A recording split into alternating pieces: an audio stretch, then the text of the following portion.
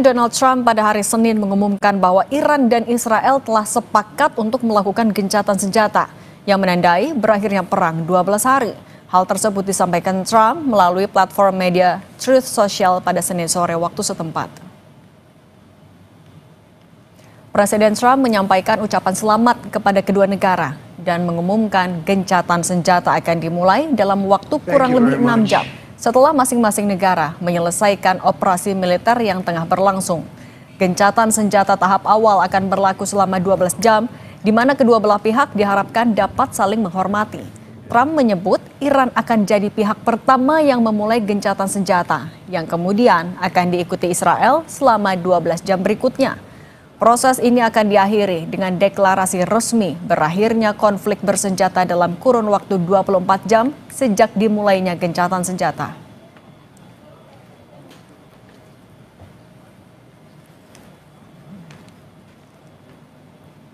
Sementara Menteri Luar Negeri Iran, Abbas Araghchi, membantah soal kesepakatan gencatan senjata Iran-Israel yang dinyatakan Presiden Amerika Serikat Donald Trump.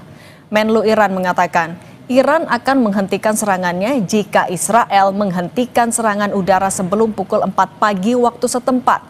Pernyataan ini menandai pernyataan resmi pertama Iran tentang klaim gencatan senjata antara Iran dan Israel yang diungkapkan oleh Presiden Amerika Serikat Donald Trump.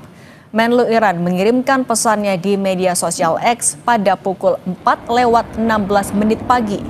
Sebelumnya, Iran menunggu Israel menghentikan serangannya paling lambat pukul 4 pagi waktu Tehran. Namun Israel justru meningkatkan serangannya tepat sebelum gencatan senjata mulai berlaku.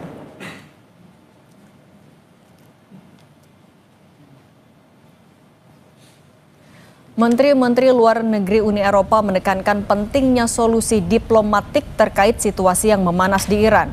Kepala Kebijakan Luar Negeri Uni Eropa, Kaja Kallas, mengingatkan agar Iran tidak menutup Selat Hormuz karena dianggap sangat berbahaya dan tidak akan menguntungkan siapapun. Kallas menyatakan bahwa ada kekhawatiran terjadinya serangan balasan dari Iran setelah serangan terhadap fasilitas nuklir Iran. Dirinya mendorong adanya solusi diplomatik untuk memikirkan resiko jangka panjang atas situasi yang terjadi.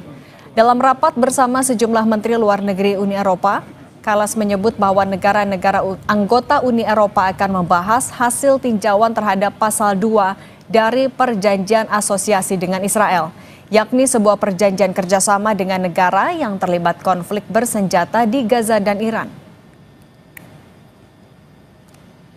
So ministers are very much focused on the diplomatic solution and also the concerns of retaliation and this war escalating are huge. Especially closing of the Strait of Hormuz by Iran is something that it would be extremely dangerous and not good for anybody.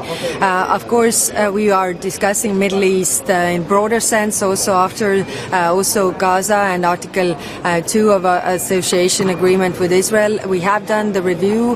The review is ready. All the member states have it. Lalu bagaimana keberlanjutan perang Iran-Israel? Usai diumumkannya gencatan senjata oleh Presiden Trump, kita sudah bergabung dengan Marsma Purnawirawan Agung Sasongkojati selaku pakar strategi udara dan mantan pilot F-5 dan F-16 TNI AU, serta Guru Besar Kajian Wilayah Timur Tengah dan Islam Universitas Indonesia, Yoh Mahmudi. Selamat petang semuanya. Selamat petang, Mbak. Ya. Mas Yo, saya mau ke Anda dulu. Mas Yo, sebenarnya apa yang bisa kita baca dari pernyataan Presiden Trump yang mengaku ada kesepakatan gencatan senjata? Karena Iran sudah membantah. Israel pun mengamini bahwa target militer sudah tercapai bahkan melebihi, tapi informasi terakhir, berita terakhir, Israel tetap mengumumkan akan melanjutkan perang itu karena ada pelanggaran gencatan senjata. Apa sebenarnya ada di pikiran Amerika Serikat dan Israel?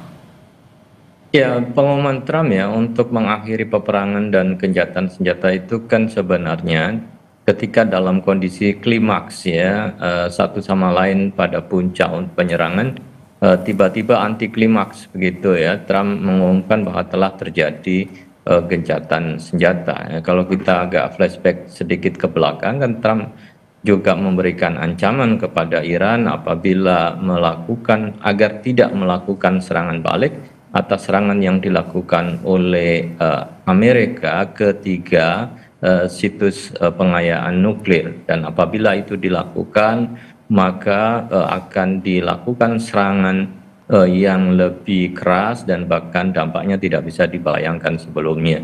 Tapi kemudian yang terjadi adalah sebaliknya, ya, ketika Iran kemudian melakukan serangan atas pangkalan militer yang ada di Qatar.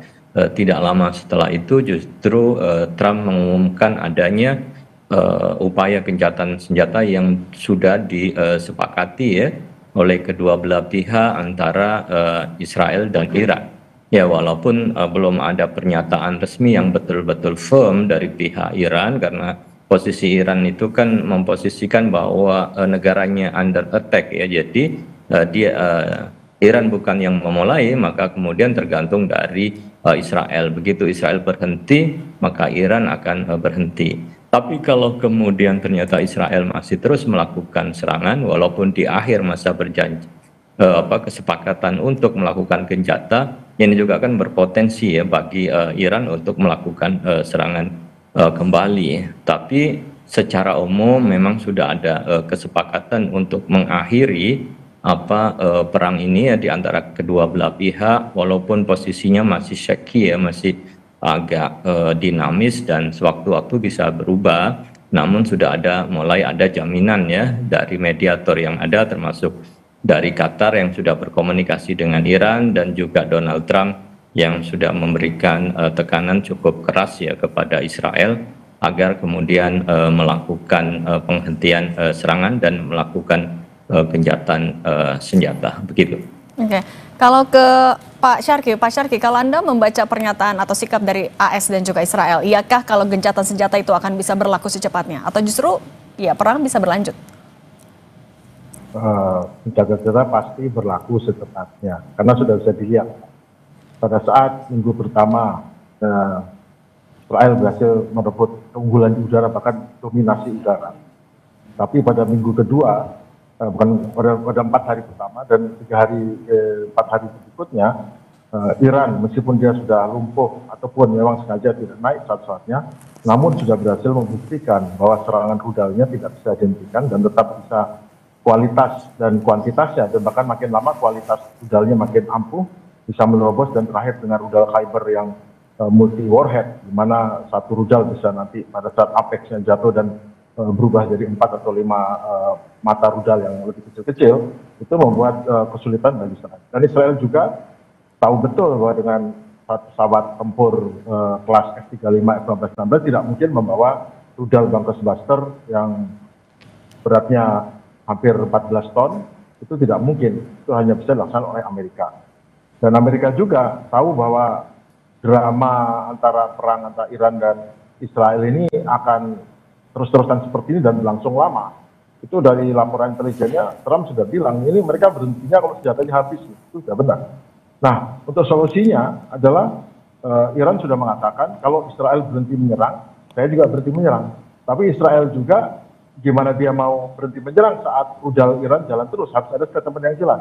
Maka dibantulah oleh Amerika dengan serangan udara yang terkoordinasi, yang katanya menghancurkan beberapa instalasi nuklir Iran, tapi kita sudah tahu juga bahwa sudah bocor bahwa sudah diungsikan tuh peralatan manusianya, dan sehingga pemboman itu kalaupun tepat di situ juga tidak terlalu berarti apa-apa. Intinya tidak ada kebocoran uranium. Dan apakah itu tepat di sasaran itu atau di sebelahnya, orang juga nggak tahu. Dan jelas itu dari ucapan dari Menteri Pertahanan dan Kepala Staf Angkatan Senjata Amerika yang mengatakan untuk battle damage assessment kami belum tahu. Nah, itu artinya tidak akan ada tahu, karena tidak pernah ada ledakan besar di situ, hanya yang di permukaan saja akibat thermal. Jadi saya kira ini memang adalah false flag operation, jadi operasi bendera palsu istilahnya, yang memang untuk menyelamatkan muka daripada Israel, Iran, dan Amerika, di mana Amerika tetap sebagai yang di depan untuk membantu perdamaian. Israel meskipun gagal mencapai tujuannya, menghancurkan instalasi nuklir, tapi sudah mission accomplished dengan klaim Amerika berhasil menghancurkan. Dan Iran juga tidak dikalahkan Israel, tetapi masuk meja perundingan karena sudah dibantu Amerika si Israelnya. Jadi ini adalah seperti biasa memang di dalam dunia dunia hubungan antar negara, konflik antar negara ini, hal seperti ini memang sering terjadi, dan saya percaya bahwa ini memang dihentikan karena memang semuanya butuh berhenti. Karena Israel sudah makin kacau, ekonominya terganggu, Iran yang jelas terganggu. Tapi yang jelas Israel itu berhasil menunjukkan dia punya dominasi udara dan superioritas udara. Iran lebih mempunyai superioritas di bidang informasi, keunggulan di bidang informasi.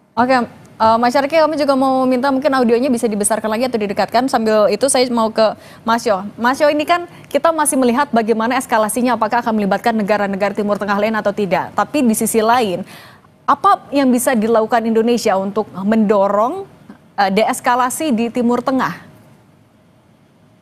Ya, sebenarnya kan poin menuju deeskalasi sudah terjadi ya, sebagaimana statement dari Donald Trump.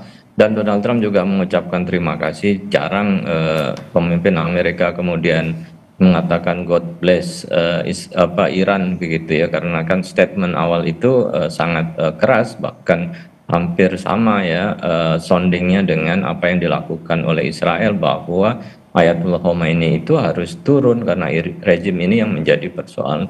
Tetapi kan akhirnya mendapatkan sebuah solusi ya, yang dianggap mungkin lebih dekat ke win-win solution ya, di antara tiga negara yang sedang berkonflik ya. Amerika yang Donald Trump yang pada sisi kita lihat memang mendapatkan publik ya di negaranya, tetapi justru dengan mengumumkan perdamaian dan gencatan senjata seakan-akan mendapatkan kredit memang sebagai ya tokoh yang kemudian pro terhadap perdamaian dan tidak melanjutkan peperangan. Nah, Indonesia saya kira ya tinggal melanjutkan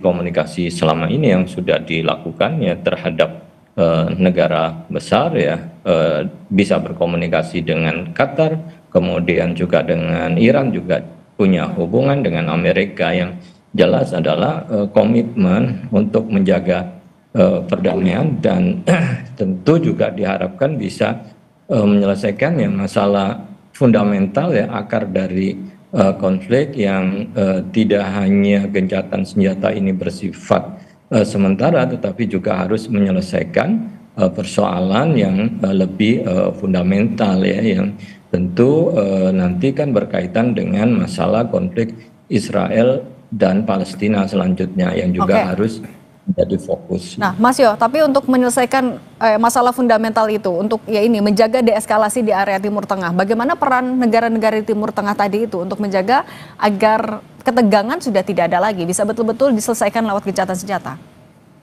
Dan di balik itu kan sebenarnya ini menunjukkan kekuatan diplomasi ya yang dilakukan, termasuk dilakukan oleh Qatar. Dan biar bagaimanapun diplomasi itu kan membutuhkan pembiayaan yang sangat tinggi ya. Kenapa kemudian Trump begitu cepat mengalami perubahan, kadang bimbang ya, antara tetap setia dengan Amerika atau kemudian melihat ya peluang yang lain untuk perdamaian. Karena kita tahu bahwa dalam beberapa minggu sebelumnya kan ada lawatan Trump ya ke Saudi, kemudian ke Qatar, ke Uni Emirat, yang itu mendapatkan investasi yang sangat fantastis ya dari ketiga negara besar itu, hampir mencapai 2-3 triliun US dollar, yang itu bukan angka yang kecil bagi Amerika ya, yang sedang dalam kondisi ekonominya juga tidak baik-baik saja. Dari Qatar kan hampir dapat 1,7 triliun US, termasuk juga rencana untuk digantikan pesawat kepresidenan dari Amerika yang itu disumbang oleh Qatar, kemudian juga demikian. Jadi tawaran perang pasti akan ditimbang ya, apakah mau berperang atau mengambil keuntungan dari investasi itu. Trump sebagai seorang pengusaha pasti kemudian lebih suka untuk mendapatkan. Nah soal itu juga, kalau Mas Syarki, kalau Anda membacanya, sebenarnya bagaimana sikap Amerika Serikat setelah mengumumkan adanya gencatan senjata, tapi ketegangan dari Israel itu masih diumumkan, begitu juga dengan militer Amerika Serikat yang masih berada di sekitaran wilayah Iran. Bagaimana Anda membaca sikap AS ini? Ya, Amerika memiliki pasukan yang digelar di sekeliling wilayah Iran itu ya sebetulnya itu untuk memang menampilkan sebagai kekuatan dominan sebagai polisi dunia. Namun dari apa yang kita lihat, bahwa Amerika tetap menginginkan peran utama di Timur Tengah dan tidak menginginkan konflik ini berlanjut. sudah cukup Israel membuat masalah dengan Gaza yang belum selesai, nggak tahu bagaimana menyelesaikan atau caranya. Dan ingat, mereka itu memisahkan antara Palestina dengan Israel dan Israel dengan Iran. Jadi dia tidak mau bahwa Iran itu pembenarannya karena bela Palestina. Itu tidak bisa. Houthi bela Palestina tidak bisa. Urusan Israel dengan Iran itu urusan bentrok tersendiri, antara Israel dengan Palestina itu bentrok tersendiri. Jadi tidak, kalau kita kan logikanya, kita semua berjuang membela Palestina. Tetapi di mata mereka, dan itu jangan merugikan kalau mereka berpikir ini membela itu. Jadi khusus untuk Palestina, urusannya sendiri, urusan Iran, urusan sendiri. Jadi nggak ada kaitan antara membela asasi manusia tadi. Itu memang pakemnya Amerika di situ. Cuman memang harus kita perhatikan bahwa kepentingan Amerika yang utama dalam keputusan ini agar Amerika tetap menjadi leading atau pemimpin dalam di geopolitik di Timur Tengah. Oke, Mas Syarki, Iran kan berkali-kali menegaskan kalau akan melakukan serangan balasan bagi siapapun yang juga melakukan serangan. Dengan kita tahu fakta bahwa pangkalan militer Amerika Serikat di Timur Tengah itu tersebar di 8 negara. Apabila eskalasi ini berlanjut, haruskah diwaspadai akhirnya perang antara Iran dan Israel bisa melibatkan 8 negara ini? Untuk apa Iran menyerang? Untungnya apa? Kan sudah dikalkulasi. Jadi kan semua keuntungan itu kan bukan secara real berperangnya, tetapi bagaimana nama yang diperoleh, sambutan masyarakat, perhatian dunia, dan keuntungan apa. Perang dan diplomasi itu sama-sama adalah tawar-menawar, di mana diplomasi secara damai, perang secara kekerasan. Namun sebetulnya perang lanjut diplomasi, diplomasi lanjut perang, dan perang itu kan juga hanya perang militer, tapi ada perang ekonomi dan perang informasional. Namun sekarang di era media sosial ini, kadang-kadang pertempuran itu cukup hanya sekian persen, tetapi pembesarannya dengan media informasi, media perang informasi itu lebih besar. Sehingga bisa kita lihat untuk apa untungnya Iran melanjutkan. Karena secara informasi dia sudah menang, terus terang Amerika dan Israel ini sudah kalah dalam perang informasi dengan Iran. Di mana setelah minggu kedua, ketiga saat Iran berhasil mengkonter dan berhasil menyerang, dan meskipun hanya 10-20% rudal masuk, itu sepenuhnya bahwa Iran sebagai negara yang kelihatan lebih lemah, tetapi dia berhasil menghancurkan atau menghilangkan image dari Israel sebagai negara yang tangguh, tidak terkalahkan, dan akhirnya Israel mencari bantuan Amerika. Itu nggak bisa dihapus dengan mudah. Dan Iran sudah mencapai tujuannya dengan segala kehancuran yang dia alami, dia sudah mencapai tujuannya. Satu, tidak ada melakukan serangan proporsional juga ya, berarti? Nuklirnya hancur. Yang kedua, tidak ada satupun yang menyatakan bahwa Iran kalah oleh Israel. Itu mudah kemenangan bagi Iran. Itu yang pertama. Nah, kalau Mas Yo mungkin boleh singkat saja, artinya siapa negara yang akan bisa mampu menengahi konflik ini, menjaga agar deeskalasi terus terjadi, gencatan senjata betul-betul bisa dilakukan, tidak ada konflik lanjutan antara keduanya? Ya tentu kan penjaminannya adalah Mas Yo, bisa dengar suara studio? Ya, negara-negara teluk, kemudian Amerika berkepentingan untuk menjaga eksistensi Israel, dan Iran juga saya kira ya menjadi hal utama menentukan atas konflik dan stabilitas yang ada di situ. Tiga elemen itu saya kira di luar ya aktor-aktor yang lain saya kira menjadi penting untuk bisa menyelesaikan masalah di kawasan. Oke, baik. Mas Yoh Mahmudi, pengamat Timur Tengah Universitas Indonesia, dan Marsma Agung Sasongkojati, terima kasih sudah berbagi Kompas Petang. Sehat selalu semuanya. Oke, sama-sama. Usai jeda di Kompas Petang, saudara.